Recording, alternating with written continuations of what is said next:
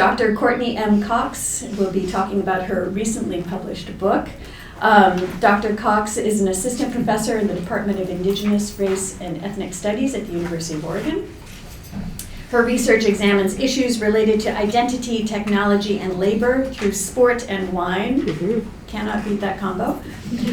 She is co-director with Dr. Perry B. Johnson of The Sound of Victory, a multi-platform digital humanities project located at the intersection of music, sound, and sport. She previously worked for ESPN, Longhorn Network, NPR affiliate KPCC, and the WNBA's Los Angeles Sparks. Her book, Double Crossover, Gender, Politics, and Performance in Basketball, was just published on Tuesday, May 20th. Oh my goodness. Wow. This book is in print. That's great. By the University of Illinois Press. In the book, Dr. Cox considers how Black women and non-binary athletes maneuver through the global sports media complex. And she will tell us more about her book today. Thank you so much for joining us. Welcome. Thank you so much for having me. Thank you to the Oregon Humanities Center. Has been a space since I came to this campus in 2019. Has been a space that has always supported my work, has always made me feel welcome, has supported this book being in print, which is really important, especially for my grad students, for my fellow junior scholars. It's so important to have all the support you need. You get to the end of the book, and then they're like, you have to index this bad boy. How will this happen? And so there have just been so many different ways that OHC has supported my work and made me feel like there's a community here for me. And so I'm so grateful that this is like the first stop since the book has been published. I can't think of a better space.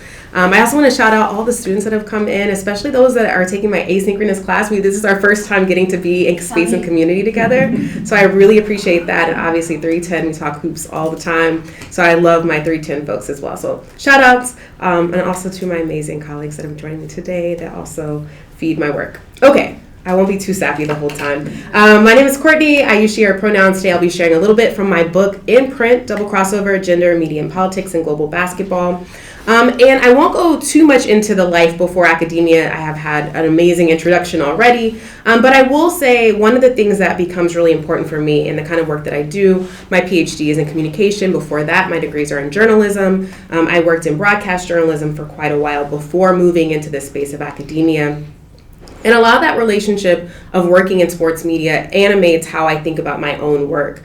And so now my space working in the Department of Indigenous, Race, and Ethnic Studies really helps me think about power as it relates to media in particular ways. And so again, trained as a broadcast journalism at the University of Texas at Austin. And out of undergrad, I worked on both the content production and technical execution sides of ESPN. So thinking about that work, thinking about my relationship there, and then thinking about, as mentioned, that work in public radio, which is a very different space, as well as working for one season, a professional basketball team, really sets the backdrop of what I'm thinking about. I'm broadly interested in ideas of identity, labor, and technology within sport and wine. But first, I want to talk about why sport. And I get this spiel a lot in classes and other talks, but I also want to make it a little bit personal here for a second. This is a picture of me here, and my dad, my very first coach. My mom was my very first editor, and then here we are today. And we're taking a bit of soccer here with my elementary school there in the background. And early on, sport for me, as well as my dad's kind of work within sport, kind of instilled this kind of dedication, work ethic, intellectual drive that was really necessary to succeed at anything, but especially sports. But when I look at this picture, I see pure joy, the joy of learning something new, the sheer pride that's kind of coming off his face, like she's doing it, there's contact being made. The joy of being on a team, I have my teammates there, doing something with other folks that has this tangible, sometimes instant response. And there are many, many prickly points in sport. There's a lot of stuff we have to address to make it more accessible, more inclusive, less harmful. But there's also that joy, and that's the space I kind of start from with my work. I knew early on, maybe not this early on, that I wouldn't be an elite athlete. I peaked athletically around middle school and found new avenues to kind of transfer this love, this joy, whether as an athletic trainer in high school, a print beat reporter in college covering women's track and field, internships producing daily news and sportscasts, jobs working for sports organizations, at the collegiate and professional level, and now researching sports. So I also want to encourage anyone that's an athlete, if you have a body, you're an athlete, or anyone that's really into sports, whether you love consuming them, talking about them with other folks, to think about the different ways you can be a part of it. It doesn't have to end here, but I think about that idea in that space. So as I move through these various places, I also started to have different questions. The picture here on the left is me in 2009 in front of then President Barack Obama's presidential bracket. Midst of a recession, we're sending these massive things to the White House to have him fill out his men's and women's bracket. What is it about sport? We have many things to talk about in 2009. What is it about this moment? What is it about this that makes it something that both the nation can tie itself to sports, the popularity of filling out a bracket, that started to make me think about these kinds of questions. So that's me with the bracket. And then on the right-hand side is me on the day of my dissertation defense, which for those that know is a very momentous day. And I was at this point, I'm like, wow, they let me write a dissertation about basketball. Like, what else can we do with this? And so I'm thinking about this idea. I'm graduating in 2019, so we have these two photos 10 years apart. And I was thinking about how transnational sporting labor has some really important geopolitical implications. And so I want to think about what becomes of this thing, starting from the space of working in sports media, writing a dissertation about basketball around the world, and eventually coming to the space of the book. So I also want to encourage those that are dissertating, have dissertated, are making things a book. It's possible. I did it. Anyone can do it. And so in the book, it spans ethnographic research and media analysis between 2015 and 2024, where I traveled to sites of sport within the United States, Russia, and France. This photo is actually from Kazan, Russia in 2018, where I followed Kazanochka, a women's basketball team, as they practiced, worked out, and occasionally competed against other teams. And so in my book, I'm primarily concerned with three questions. First, how do athletes and advocates of women's basketball understand the sport through the broader sports media complex? That is the relationship between the Nikes, Adidases of the world with teams and leagues around the world, with the ways that athletes are thinking about themselves, and as well as the media folks that are following them, the journalists, the companies, the conglomerates that are covering sport. There's so much literature we have on how racist, sexist, homophobic this interconnected system of relations is for the participants that inform my work. We know it's a problem, especially when we're thinking about online spaces, the vitriol athletes receive online. This week is no different. There's lots of tweets and IG comments telling women hoopers to get back in the kitchen, to make sandwiches, to be grateful for what they have. But I'm more curious about how they see this space, and secondly, how do those that are operating within this industry utilize that embodied knowledge of exclusionary practices to choreograph alternative possibilities? And finally, I'm interested in how the politics and ethics of care allow them to share various forms of knowledge and experience with each other, kind of creating this space in this industry that otherwise can feel really isolating. Throughout this book, I employ the metaphor of the crossover, a spectacular basketball move, to describe how Black women and non-binary athletes maneuver through a sporting industry not designed with them in mind. Before I explain my analytic, the crossover, I don't make any assumptions about anyone's basketball knowledge. There's no barrier to entry here. I have a brief visual overview of what the crossover represents. So less than 40 seconds, you'll get a really great idea of what I am talking about. Okay. It's not as flashy as a dunk or as violent as a block, but the crossover is about agility, balance, and deception. It demands rapid lateral movement with seemingly little effort. It also requires a particular sense of poise and control to challenge an opponent's balance, leaving adversaries helpless as they flail, trip, or crash to the ground. And we refer to this on the court as breaking ankles. The crossover relies upon an athlete knowing where they are on the court and where they need to go, shifting from one side to the other rapidly and following an internal rhythm. The well-timed crossover allows one to create space for themselves and their teammates, ultimately allowing for a clear path to the basket. So for me, as I'm thinking through this, I'm thinking with other folks like poet and cultural critic Kanifa Durkheeb, who devotes an entire essay to the crossover and writes that, quote, "The thing about a crossover is that perhaps more than any other signature dribble move, it relies on trust, a defender willing to trust you and what they understand about you, and your willingness to deceive them. The main strength of a crossover is that it works best when you are being closely guarded," end quote. So for me, the crossover denotes a particular type of choreography where women and non-binary hoopers find disruptive tactics to circumvent these exclusionary practices that are designed to leave them on the periphery of the sport. And I draw from three different scholars primarily in my construction of what the crossover entails. The first is Amy Meredith Cox, who who offers choreography as a possibility where Black women move through the various identifications attributed to their bodies, whether we're thinking about race, class, gender, nationality. These categories, Cox argues, serve to remind Black women of where they do and do not belong, how they should or should not be seen, and most importantly, reinforce potential consequences for stepping outside the boundaries that serve to define and contain them. I think about this a lot in my work as well, this idea of what it means. Whereas choreography might be concerned with the ordering of bodies in space, right? We think about this with dance. It can, at its most radical, disrupt and discredit societal expectations by both predicting and exploiting them. Again, thinking about the choreography of something like the crossover. I also consider how this is operating not only in person, but also digitally through the glitch. And I use Legacy Russell's work in glitch feminism, thinking about how glitch refuses, throws shade, ghosts, mobilizes, remixes, survives. She writes that glitch is all about traversing along edges and stepping to the limits, those we occupy and push through on our journey to defining ourselves. Glitch is also about claiming our right, she says, to complexity, to range within and beyond the proverbial margins. Her work informs how new media technology over the past 30 years in particular offer new openings for performing the self and resisting hegemonic norms. And finally, for me, the crossover requires a combination of embodied knowledge and dexterity, or what Samantha Shepard calls critical muscle memory.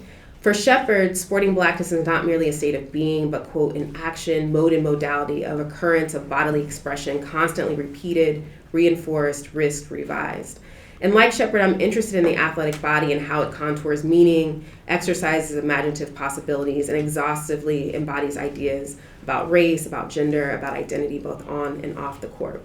And in my work, this occurs hours before tip-off as athletes enter the arena, donning their pregame attire, what we call street clothes. It continues as they engage with coaches, trainers, and teammates in the locker room space. It is, of course, on full display over the course of a basketball game, and it is ever present in the post-game press interviews and press conferences. It resides in endorsement opportunities, Instagram stories, and documentaries. In choosing the crossover, I hope to decenter the dunk as the pinnacle of basketball performance, a high-flying maneuver too long entrenched in a hoops hierarchy created to minimize the sport when played by women. It's also my intention in this project to disrupt sports scholarship that centers whiteness as default, a one-size-fits-all approach to studying women and non-binary athletes that merely serve to reinforce the subaltern sporting figures.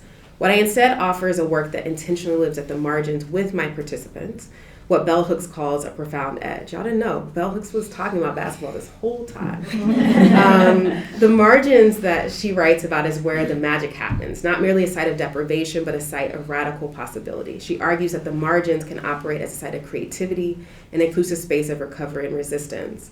And this stance is markedly differently from the sports scholarship that I kind of grew up reading that laments the status of women and non-binary athletes, especially those of color, without engaging with them directly and considering how they position themselves in relation to power and perform the self. I'm not interested or invested in measuring the distance from the center to the margins, but I continuously ask what it would mean to reside there, to see, create, and imagine possibilities from that standpoint.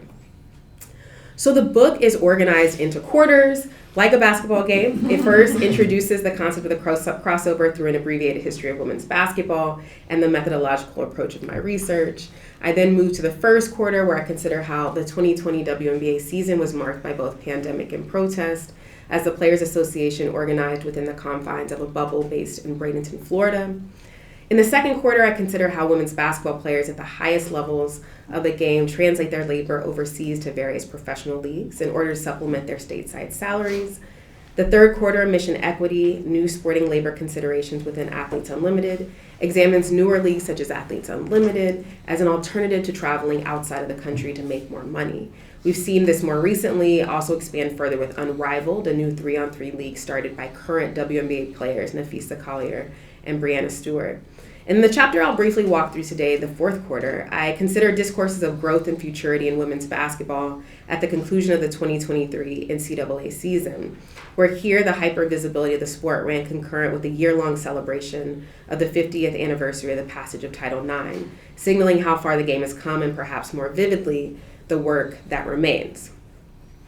So I want to take us back a couple years to April 2nd, 2023, where 19,482 fans packed into the American Airlines Center in Dallas, my hometown, for the championship game, the finale of a tournament run that brought in a total of 357,542 spectators across March Madness that season, the highest in women's college hoops history.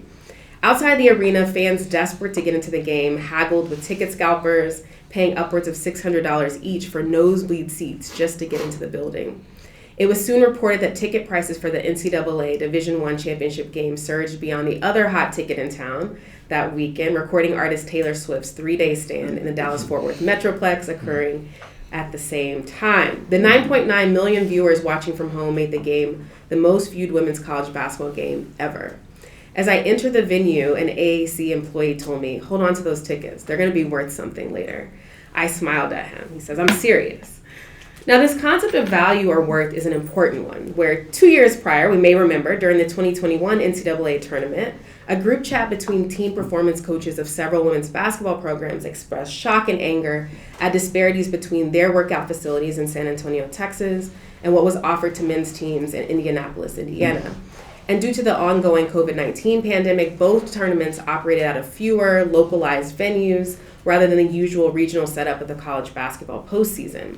When some of the women's team coaches posted side-by-side comparisons of the expansive weight room of the men's tournament, seen on the right, and the singular dumbbell tree and yoga mat offerings, you can see there on the left there. When they posted this on their social media accounts, they were told by university officials to delete the post. Allie Kirshner, a performance coach at Stanford, told Yahoo Sports, their school administrators wanted to exude an air of positivity and gratitude for being at the tournament. This notion of being grateful often operates as a means to silence demands for what athletes and the sport deserve. Some coaches also received thinly veiled threats to their employment should they continue to speak out against the NCAA. As Kirshner's post gained traction, a TikTok posted by then University of Oregon women's basketball player Sedona Prince became the smoking gun of sexism. I've got something to show y'all, Prince begins in the TikTok. This is our weight room. They point at a lonely rack of low-weight dumbbells. Let me show you the men's weight room. The viewer sees a panoramic view of a spacious array of benches, free weights, and plates. Prince then articulates the NCAA's reasoning behind the disparity. Not money, but space. Prince then pans out from the single dumbbell station to an expansive amount of practice space free of any lifting materials. The clip ends with a challenge to the viewer. If you aren't upset about the problem, then you're a part of it. The TikTok instantly went viral, compelling fans and journalists to press the NCAA for answers. In a letter posted to Twitter the following day, South Carolina head coach Don Staley outlined several grievances related to gender inequality at the tournament level, such as the NCAA's social media coverage and the disparity in amenities provided to athletes based on gender, including the sponsored swag bags given to each player. In her letter, she chides the NCAA and its leadership for its shallow commitment to equity less than a year after the association claimed a renewed obligation following the racial reckoning of 2020. I don't know if we remember when we discovered racism then, it's changed. Staley saw these letters and these understandings of justice and equality as connected and concluded saying, women's basketball is a popular sport whose stock and presence continues to rise on a global level. It's also time for the NCAA leadership to reevaluate how they value women. These, of course, were not the only disparities. Everything from food to outdoor space revealed a lack of resources planned and produced for women's hoops. COVID protocols also significantly varied. Men's teams received PCR tests, while women's teams received the less accurate antigen test, causing rampant false positives throughout the tournament. Signage, photography, media coverage, all vivid examples of the lack of investment by the NCAA when the sport doesn't involve men. While the NCAA scrambled to respond to the outcry by fans, athletes, and coaches across social media, it constantly opted for makeshift fixes rather than holistic solutions to an evergreen problem. After being caught, literally, on camera, later evidence revealed that much of the planning surrounding the tournament that year in San Antonio operated as an afterthought to the men's controlled environment in Indianapolis. This included the NCAA's chief medical officer stating that he was, quote, not under the impression that female athletes would even want a full weight room. And when asked about why the women's tournament could not use the trademark March Madness moniker, NCAA brass reportedly suggested that the women's game, quote, chose to pursue their own brand identity, a statement later proven false. The weight room, it seems, was merely the canary in a misogyny mine. Following all of this, we have an independent investigation by law firm Kaplan, Hecker, and Fink, resulting in the first phase of the NCAA External Gender Equity Review. You may know this as the Kaplan Report. This 118-page document detailed how sexism continues to seep into the decision-making processes at the NCAA level, trickling down to corporate partnerships, resources, and ultimately the sport's ability to generate revenue. One of the things that I want to think about in resurrecting the 2021 tournament and the resulting changes in the sport as a means of understanding the stunted growth of women's basketball and the significant shift that occurred within just 2 years' time, I want to think about how that year's debacle is merely an entry point to interrogate the NCAA's double standards for men's and women's basketball rather than a singular moment of sexism.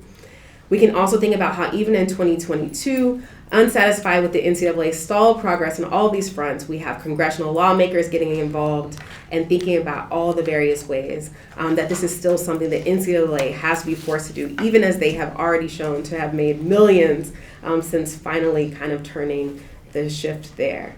So when we think about the new commitments that have already paid dividends, all weekend in Dallas in 2023, record-breaking attendance and viewership numbers testified not only to the sport's growth, but also the possibilities when they are no longer bound to these long-held patterns of scarcity attached to the sport.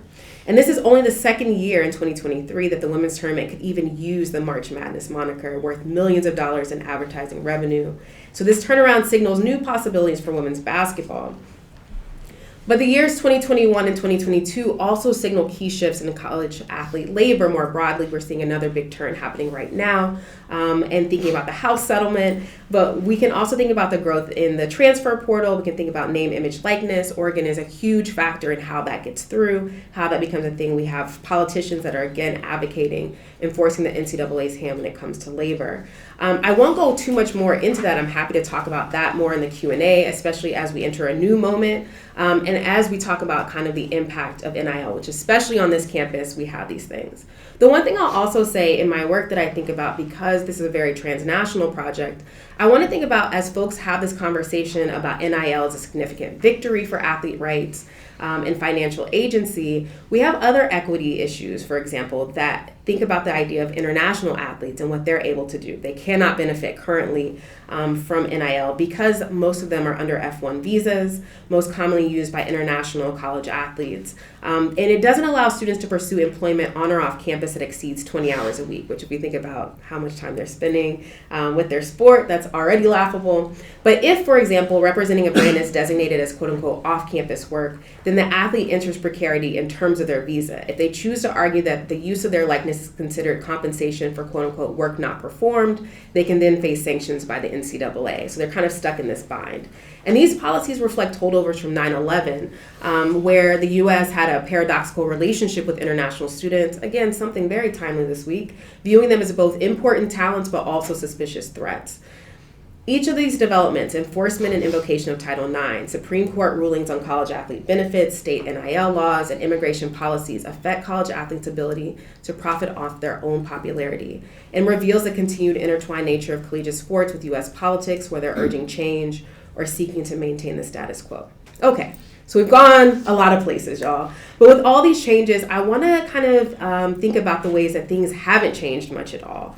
In the 2023 Final Four weekend's first set of games, the Iowa Hawkeyes, led by an emphatic 41-point performance by AP Women's College Basketball Player of the Year and Naismith Trophy recipient Caitlin Clark, persevered over the University of South Carolina Gamecocks 77-73. Amazing game, helmed by Naismith Defensive Player of the Year Aaliyah Boston.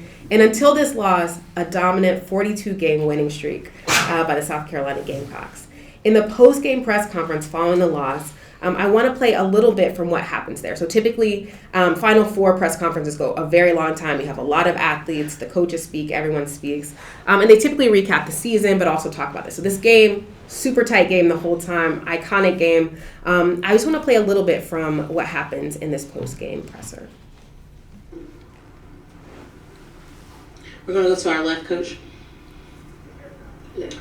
Coach, AJ Jones, BS3 TV, KYLK Radio out of Houston. A lot of times other coaches, your colleagues, have sat in that spot and talked about you all being bullies. What's the truth about your team? The truth about our team, okay? It's a good question, okay? We're not bar fighters. We're not thugs. We're not monkeys. We're not street fighters. This team exemplifies how you need to approach basketball on the court and off the court. And I do think that that's sometimes brought into the game, and it hurts. Okay, and I do think that some of I'm gonna say it because I said I was gonna say it, whether we lost or whether we won. Some of the people in the media, when you're gathering in public, you're saying things about our team, and you're being heard, and it's being brought back to me. Okay? And these are the people that write nationally for our sport. So you can not like our team. Okay, you can not like me. But when you say things that you probably should be saying in your home, on the phone, or texting out in public, and you're being heard, and you are a national writer for our sport, it just confirms what we already know. So watch what you say when you're in public and you're talking about my team in particular. Just watch what you say about our team, because it's wrong. You got young lives who are really, if you really knew them, like you really want to know other players that represent this game, you would think differently. So don't judge us by the color of our skin, okay? Judge us by how we approach the game. And you may not like how we play the game, may not like it. That's the way we play. That's the way I coach. I'm not changing. We found success in it, and maybe some days, like today, we end up on the losing side of the stick. But guess what? We live to see another day. We live to see the comeback next year and try to do this again. Because I'm not changing. But I hear you. Because I do have friends in the media, whether you believe it or not. I do have some friends in the media. So for those of you who were at whatever event you were at that was nearby this arena yesterday, you were heard. You were overheard talking about our team. So I'll stop there just to think about this kind of interruption she makes, this kind of necessary crossover that Staley has to execute in a moment of both trying to be protective of her players as well as thinking about this longer history that she's kind of invoking. Feminist communication scholar Moya Bailey coined the term misogynoir to describe the intersecting relation between racism, sexism, and mediated representations of Black folks. In her book, Misogynoir Transformed, Black Women's Digital Resistance, she continues in the work of Black feminist scholars who interrogated the role of media in distorting the lived experiences of Black women in the U.S. So here I'm thinking about Patricia Hill Collins' concept of controlling images, various caricatures and stereotypes, quote, designed to make racism, sexism, poverty, and other forms of social injustice appear to be natural, normal, and inevitable. That Staley is even asked to justify the accusation of bully on behalf of herself and her team following a crushing loss is exactly what Bailey is getting at when she writes that, quote, Black women's bodies are never their own, resulting in a subtle pressure to not only be useful, but explain oneself to others, end quote. Staley's reference to how other players that represent the game are covered is also important to note, a conversation I'm very happy to have after this. Many have previously written about the racial biases within women's sports affecting both the quality and quantity of coverage in an already undercovered space, such as basketball. That she would have to tell media members to avoid judging her team, quote, by the color of our skin and instead report on how we approach the game, mimics both like an MLK Jr. I Have a Dream speech narrative, delivered with a quiet force that feels both intentional and absolute. Now, what's perhaps particularly concerning for me is the racialized language surrounding Staley in South Carolina, the invocation of thug and monkey, for example, these things that are being said about them in public moves beyond these veiled connotations, award snubs, and absent coverage. Staley defends her athletes against national media members. here and reminds us of head coach C. Vivian Stringer's defense of a Rutgers women's basketball team that also faced misogynoir following their loss to the University of Tennessee in the 2007 Women's Final Four title game. The now infamous nappy-headed hose commentary by conservative radio host Don Imus rapidly circulated across mainstream media, dissected by those pointing fingers at the cause of Imus's inflammatory language, blaming hip-hop, for example, his age, or his political leanings. And while many understood the racialized misogynoir as yet another example of how athletes continue to face disrespect in media coverage, less time has been dedicated to the impact of these moments on players and coaches required to sit in press conferences and address hate speech, whether spoken to them directly, overheard in public spaces, or emphatically declared in front of radio microphones.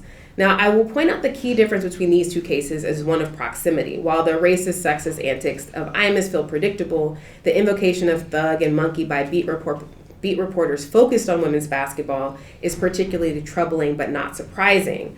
Both Stringer and Staley have spoken to the effects of misogynoir in the media. In the press conference, Staley notes how it hurts, while Stringer, asked to comment once more on Imus following his death in 2020, reiterated the same. To say that it didn't hurt isn't true, she said, but if you allow those hurtful things to consume you, they own you.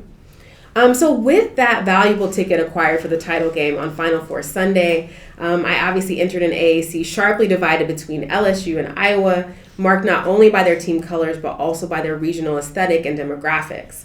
In a sold-out arena, I sat in a section populated by white, middle-aged Iowa fans and black millennial LSU ones. And the electric crowd ramped up to a new peak with every bucket, but in the fourth quarter, it reached unspeakably high levels as LSU's Angel Reese mimicked the famous "you can't see me" gesture toward Iowa's Caitlin Clark, a move first popularized by rapper Tony Yayo, I want to give some citational reference, then amplified by wrestler John Cena, and previously used by Clark herself. Now, coupled with the waving motion, Reese then pointed towards her ring finger on her opposite hand, signaling the championship ring she soon expected to wear.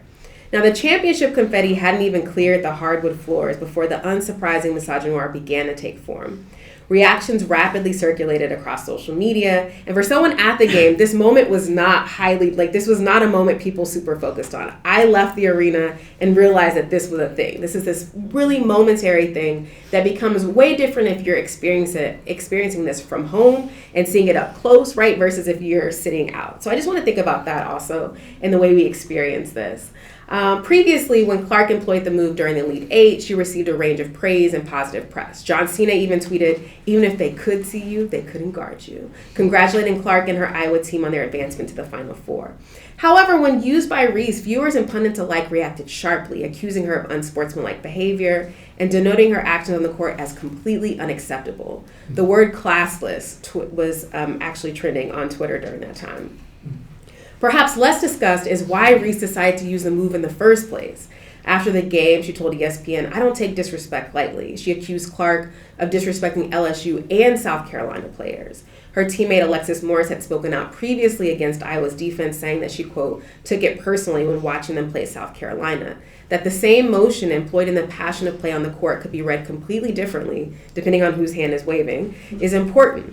Moya Bailey writes that, the quote, "The media that circulate misogynoir help maintain white supremacy by offering tacit approval of the disparate treatment that black women negotiate in society."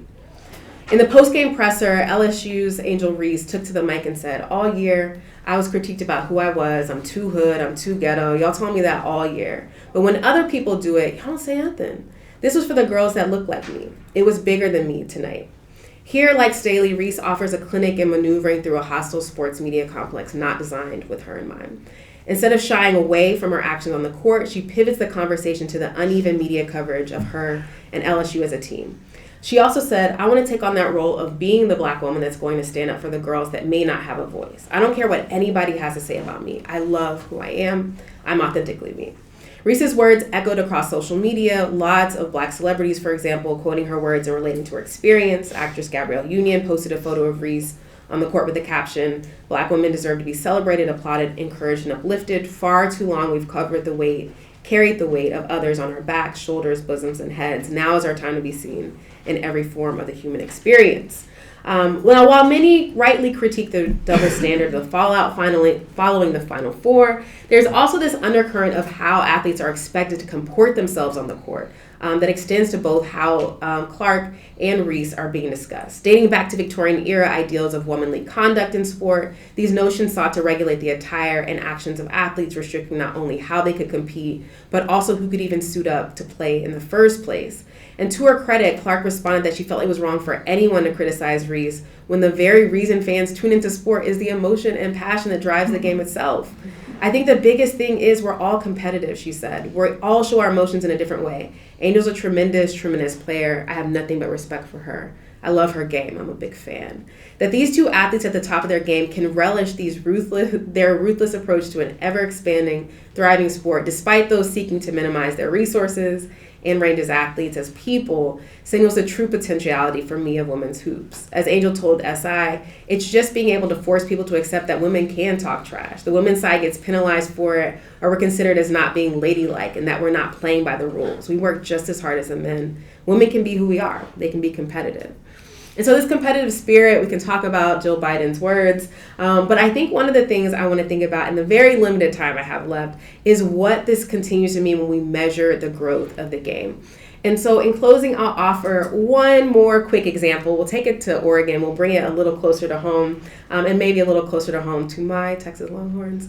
And exactly 1 year to the day of my Final Four experience in Dallas, I am now headed into the Moda Center in Portland, where across that weekend slate of Sweet 16 and Elite 8 games, fans were packing in to witness a new set of hoopers continuing the sport's promising upward trend, including Madison Booker, Juju Watkins, and Paige Beckers, and settling in for Sunday's Elite 8 matchup between North Carolina State University and the University of Texas at Austin. A friend pointed to the court and said, "What is it that they're measuring?" Now, after teams had competed on both Friday and Saturday inside this venue, it was revealed that before the first Elite 8 game, one of the three-point lines was 9 inches shorter than regulation. Tasked with deciding between delaying the start of a nationally televised game and potentially losing that ABC slot, very valuable, to address the discrepancy, or playing on the same incorrect court both teams have played on previously all weekend, NC State and Texas ultimately decided to tip off on time and deal with the uneven line. Texas coach Vic Schaefer, when asked about the line following his team's loss, responded, "I hate to say this, but I have a lot of colleagues that would say, only in women's basketball. It's a shame, really, that it even happened, but it is what it is." Schaefer's dejected response reflects the difficulty not only of making the right decision on behalf of his team, no choice was really ideal for these teams, but also of holding space to consider how this dilemma seems to be symptomatic of the women's basketball experience. We had these narratives around, quote unquote, growing the game that constantly hovered around the 2023 and 2024 seasons, whether in Caitlin Clark's historic individual accomplishments, the sport's viewership records, or NIL deals. But are these the only ways to measure growth? What does it mean to measure the growth of the game through shortened three-point lines, for example? What do we lose in solely gauging growth through quantitative means? And what I'd like to consider is what the current turn in women's basketball illuminates in terms of the sport's growing pains and potentials. And some of these are societal. Take, for example, how Utah's basketball team experienced drivers yelling the N-word at them as they walked both to and from dinner in Idaho before their first tournament game. And Utah was one of 3 teams staying in the area due to a lack of hotels near the host venue in Spokane, Washington. So the dearth of lodging options and large-scale planning remains disappointing and is the reason this happened in the first place in part, but it's also difficult to see how support systems of care can also exist in this space. And so I also want to think about the various ways, and again, we can talk about this afterward, that in 2024, we also see this recurring kind of reckoning that's happening with LSU, specifically in an op-ed in the LA Times that was much cited. And I'll just give you the lead of this idea of preferring America's sweethearts, which is represented in UCLA's team, or its dirty debutantes, that's supposedly LSU, milk and cookies, Ben Volk writes, or Louisiana hot sauce. So I want to think about how these things continue to circulate and continue to tell us a lot about where we are and where we are not. And so with that, I want to end here. I would love to hear any of your questions, comments, hot takes. I'm here for all of it. I'll talk about any other parts of the book you'd like. But I just want to thank all of you for being here on a Friday, a beautiful one at that, and for talking hoops with me. Thank you so much.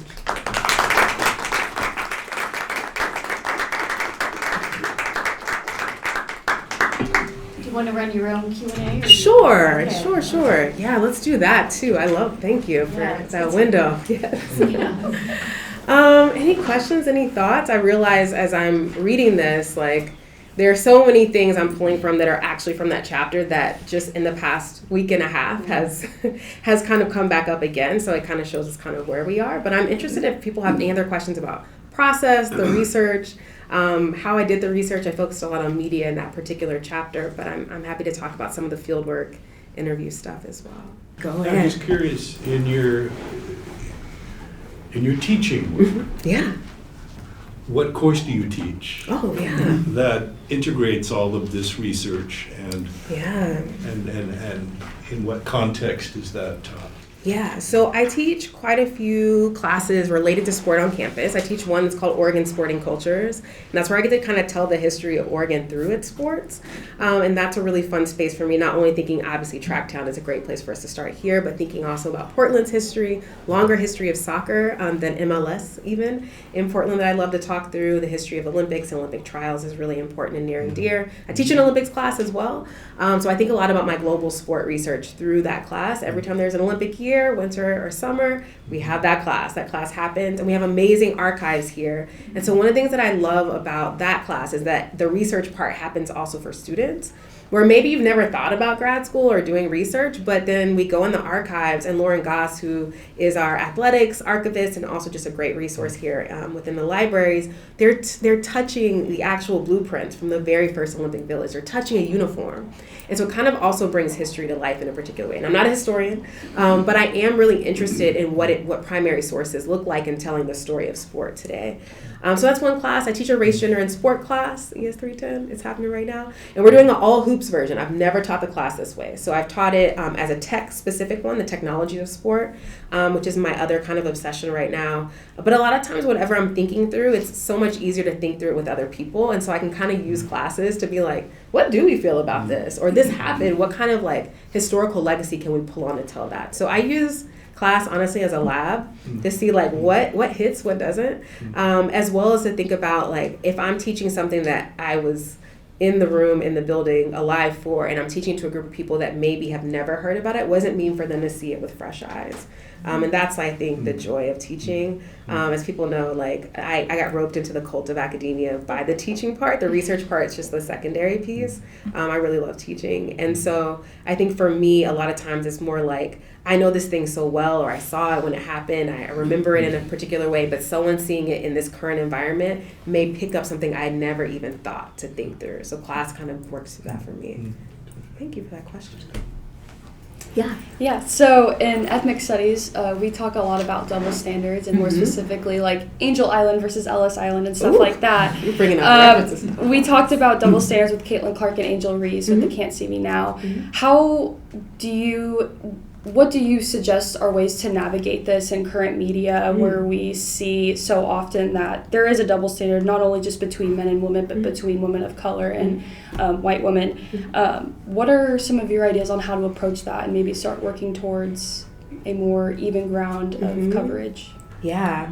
I mean, my most optimistic take here is that it happens here. It happens in the SOJC of the future journalists, right? If we're having these conversations, then there's a way that the next generation will be better, right? I hope that some of the things that happen to me at ESPN don't happen to anyone else ever, right? And I think things are getting better in terms of some things, right? We still need journalists. We still really need them.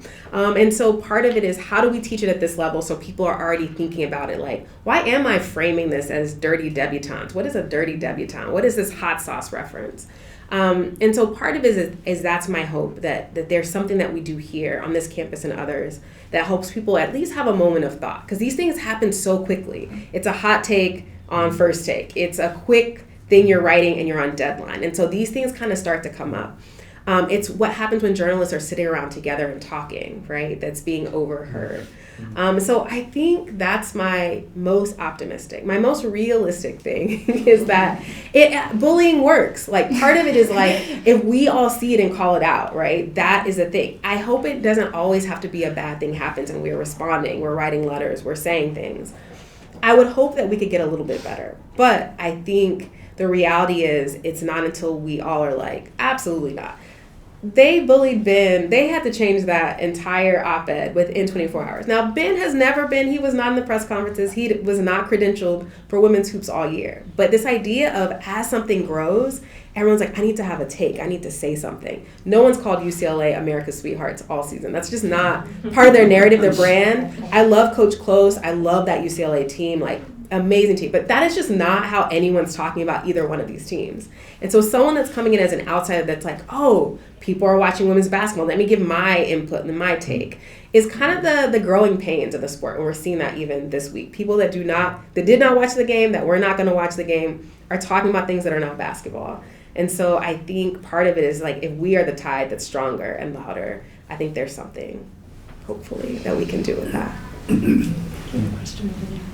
Hi, thank you so much. This is amazing. I want to know more about like global, like basketball abroad, women's basketball abroad. Mm-hmm. And I want to know, because I just don't know anything about it, but I want to know how gender and race, how racialized and gendered players here when they go to other countries, like in other leagues, or if they're traveling with their teams here abroad, how players are received in those environments. Yeah. Because I feel like, you know, it's really interesting to hear about media coverage here to an audience here. Mm-hmm. I'm curious about how those same players are experiencing their positions elsewhere. Yeah. So, Yeah. So wherever you want to take that. Okay, let's go to Russia, because we have to, right? I think that one of the things I realize when it comes to thinking about labor, and I primarily write from a space, it's really like labor or media for me. Those are my kind of big areas I draw from: labor studies, media studies. And I was working for the Sparks. It's 2015. I'm just finished my first year as a PhD student. I'm very, very new to this research game. And I'm tasked with following around a rookie player. Her name is Sierra Burdick. She'll be here next week for the book party. You should come. And she's newly drafted. She's playing for LA, and she's already signed an international contract to play in Naples, Italy. And I was thinking, we're doing media day, we're doing the Jumbotron stuff, they're doing all the stuff that introduces you to the local media. And she's already thinking about what's next. And I was like, well, this is very different. I had done research with men's professional basketball players that play around the world. And they either are like, I'm going to try to make the NBA or the G League, or I'm going to play overseas. They're not doing both. And so the fact that I was thinking about, okay, so you're playing year round. At this point, she's one of the last Pat Summitt Tennessee recruits. And so she's thinking about her labor internationally from the very beginning. It's not like, if this doesn't work out, I'll do this. It's like, I have to do both. So that was one big thing. And then I'm like, Italy sounds great. Maybe I need to tell the story of basketball. I need to be in Italy, and I'm going to have the pizza. And I was like, Naples feels right. So her and I stay in touch. I start interviewing athletes that are competing around the world. And they're telling me very different things based on where they play, the strength and the money behind their team, how big they are in EuroLeague, one of the big leagues. And so I'm starting to kind of create these hierarchies of how people are making decisions on where they're going to play.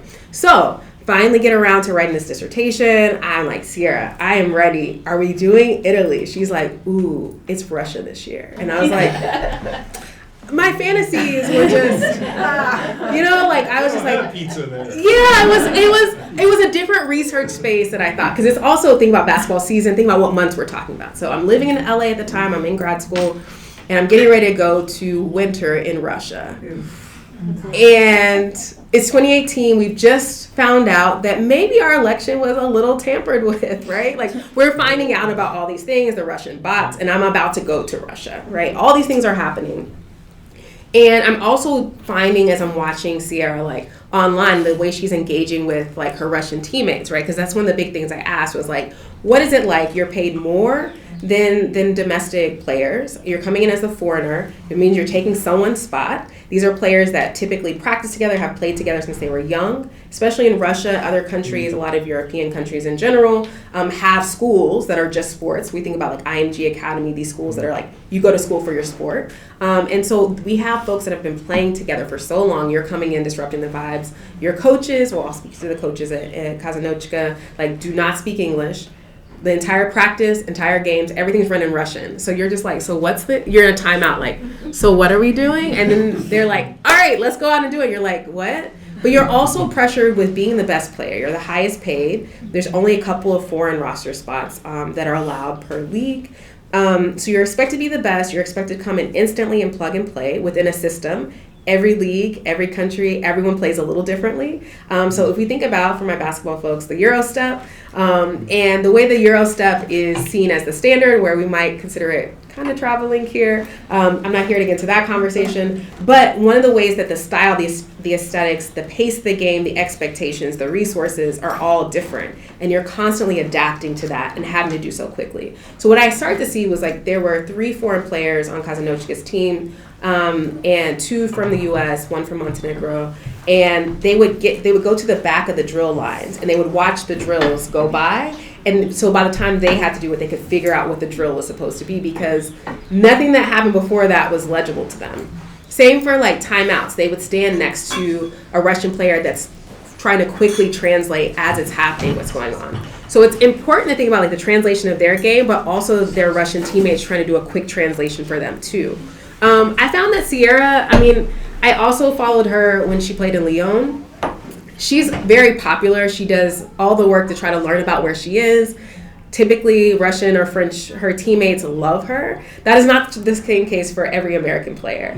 And I think it's also, like who can adapt and who doesn't. A lot of players told me like the people that fizzle out, it's about people that can adapt to a new environment, or want everything to be like the U.S. or want all the same things that they had at a D1 program in college. And that's not even the same for the W, and that's definitely not the same if you're playing for a smaller team that's not as resourced. Other teams have a lot of money, and I think that's one of the things I'll say. Like, there's a great podcast, The Spy Who Signed Me, and you have Sue Bird and Diana Taurasi talking about their experience of playing for a guy who was an oligarch that eventually got assassinated. But the resources and money, there's a lot of money laundering that happens in all sports. But I'll say one of the things that I saw was certain teams, how the money functions, the sports and the teams' relationship to gambling, not unlike this place we're seeing now here, but the longer held relationships to gambling also are funneling through sports. So there's times where people have told me they didn't get paid. So now you're playing in another country, you might be taping your own ankle, and your check didn't clear. And also you're so far from home. And you go to ask for the money and they're like, don't ask me again about your check. And you're like, well, that feels a little mafia-like. But what do? You cherish your kneecaps. Like, you're going to keep playing. And so I heard that from players of like, they tell other players, don't play for this team, they don't pay on time, or I had an issue here, or I got injured here and they told me to play through pain. And so part of what I think about is how they also relay information to each other and try to protect each other. I found that to be a thing. That is a long-winded answer, but those are some of the pieces that I think are important. Yeah. What motivated you to like write this book? Like, what was like a moment for you to be like, I gotta write this guy? For a long time, maybe it's an imposter syndrome thing, I didn't think I was the person to write it. I kept looking for someone that had already done it so then I wouldn't have to. Most of my work before the dissertation was about journalists and their labor. I was interested in newsroom practices, especially with a new media environment. I was really interested in super deep cut nerdy aspects of newsroom practices of like, if you're breaking news, there were these big arguments happening at the time of like, do you break it on Twitter first or do you wait to go through the processes of, the journalistic integrity, checking our sources, all these things. Once you know for sure, if you tweet it, it's almost like the person that comments first under a post, like, we don't do that the same way, but the old school message board was like first. So the idea of being first and being right, these kind of questions, how does that change in a new media landscape? And then how are journalists taking care of themselves from like all the stuff that they experience online too? And I was starting with thinking about women sports journalists and how they were kind of navigating this new landscape. And then suddenly for me, I moved to LA and I was still working in journalism and I was applying to grad school and I started going to WNBA games. And I was like, it was the first time I lived in a city with a WNBA team. And I couldn't get enough. I had so many questions. Why does this work this way? Why is this? Why is this such good basketball? Why is no one here? All these questions. And then that just led me down a hole. So most of my research is like, it's like one big Wikipedia hole, like that becomes my brain where I can't stop thinking about something or I keep looking for someone to have the answers and then I decide I have to do it. And so it started with the W. And then it turned into Sierra telling me she was going to go overseas and me being like, well, I can't tell the story of this without thinking globally about it. And then that turned into like what's going on in the NCAA. I wrote a dissertation and I was like, I know how global flows of labor work. for sure. And then 2020 hit, and I was like, none of that even makes sense anymore. That's not, COVID-19 has upended our ideas of borders, of what it means to move over, of health, of safety. And so I had to kind of rewrite the whole thing. But there are pieces, there's an essence that's still there, but I had to start with pandemic instead. I had to start with the idea of a bubble, because that wouldn't have made sense before in my work. What does it mean to be stuck somewhere together versus traveling around the world? So it just starts with obsession. These are all my obsessions. Not Usher with confessions, these are my obsessions. These are the things that keep me up at night, the things I really want to be better. So thank you for reading my obsessions. Will you take one more? Or I will take as many as y'all will have. Yeah.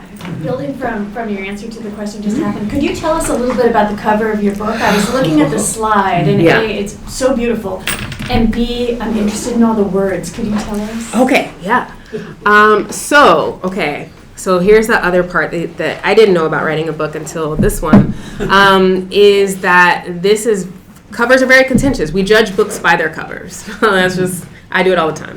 And I had seen this image. There was a graphic designer that posted this particular image years ago, and I DM'd her, as one does on Instagram. I did a lot of my research participant also outreach on Instagram. It really works. People don't answer emails, they answer DMs.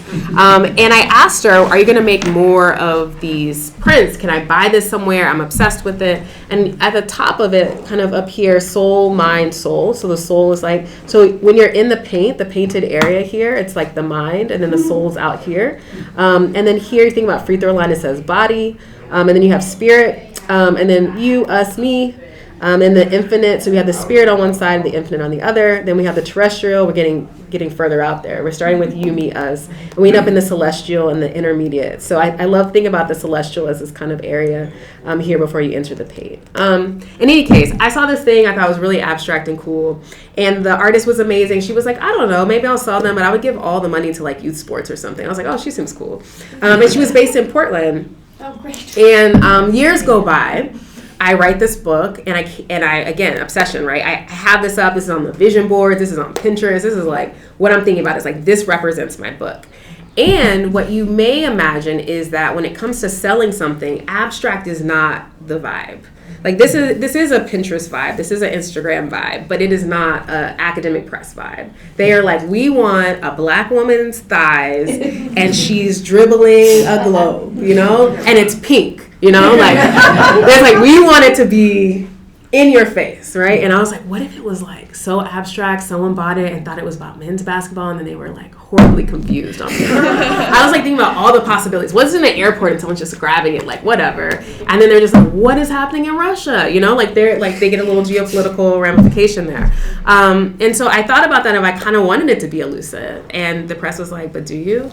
And so they were thinking about other considerations that are important, I want to say. But it was a lot of back and forth, and then they bought into the vision a little bit, and I'm kind of grateful, because if I saw those legs in that globe, if I passed that book, I'd be like, what is this? What is this about? And I just didn't want to argue about leg size and the tone of the legs and what kind of map. I was like, not a map, just not a map. And so anyway, much conversation. There was also a big conversation about not having the term women, that it could just be global basketball and not women's basketball. And I was like, okay. I will change it to women's basketball if you show me one book that says men's basketball. Like, I read a lot of basketball books in my free time, and none of them say men's basketball. It's just implied. And so these were all debates and fights. So I love this question because I fought for this cover, and I kind of love it. But I think some of it is also about acknowledging that the idea of selling something is sometimes a little more tangible than like the intellectual, theoretical dreams and fantasies that we have. So this is the book, Fight for the Things That You Want, Fight for Your Work. Yeah. Quick question. Yeah. Was your dad happy when you had your book published? I talked to my dad right before this, and he's in first quarter. He told me, he's like, I'm still in the first quarter. But he's reading it, and he says, this book isn't what I thought. And I was like, is that a good thing? Is that a bad thing? He's like, He's Get just to the like, second quarter. he's like, I don't know if it's gonna stay like this, but he's like, this is like actually like good to read. And I was like, what did you expect? And he's like, like the academic, he doesn't feel like he's like, this feels like a story. There's a narrative. And I was like, he thought I was gonna really the ways in which him to death in this book. And so his surprise was that he didn't hate reading it. So that's where we're at. He's very proud. He's very proud of the book. I'm very excited that I was able to give him a copy of the book, that he is reading it. I had no expectations. I was like, I'll give my parents copies of the book, and they're like, we're gonna have a book club. And I was like, I don't know. My mom was like, she'll push through a book. My dad will marinate on a book, and him and I both marinate. So he's proud, and he's surprised that he doesn't hate reading it. So there is that.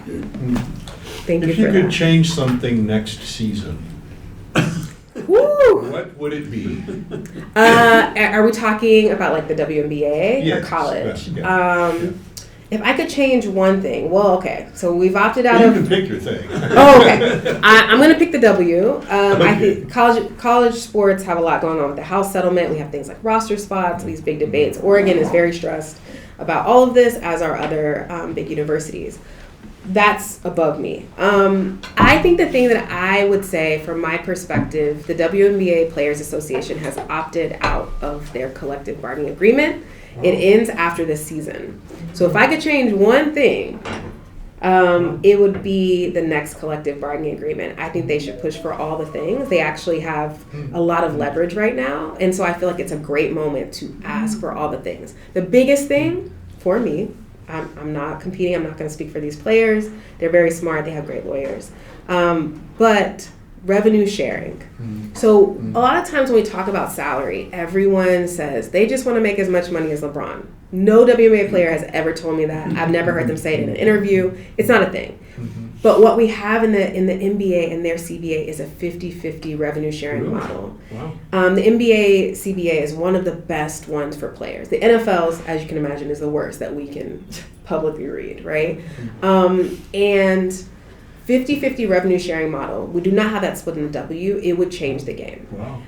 And the current revenue split, the way that they have legalized so many things, I don't even think they're technically getting 25 after everything is figured out. So when everyone's like, the W is doing so well, people are buying all this merch, all these things are happening, the revenue sharing model is actually what I care about. So if I could change one thing, I would be able to get in the Google Doc for the CBA and be like 50-50 straight up. That is the game changer, because all of that growth is currently not going to the players. And so that's something that will matter a lot for the next few years of this league. I love that question. All right, we all have to immediately go and buy this book. I'm so excited. I have my next meeting at 2:30, and I'm totally hitting bookshop.org. So congratulations. Yes. Thank you so much. Thank you so much for being here.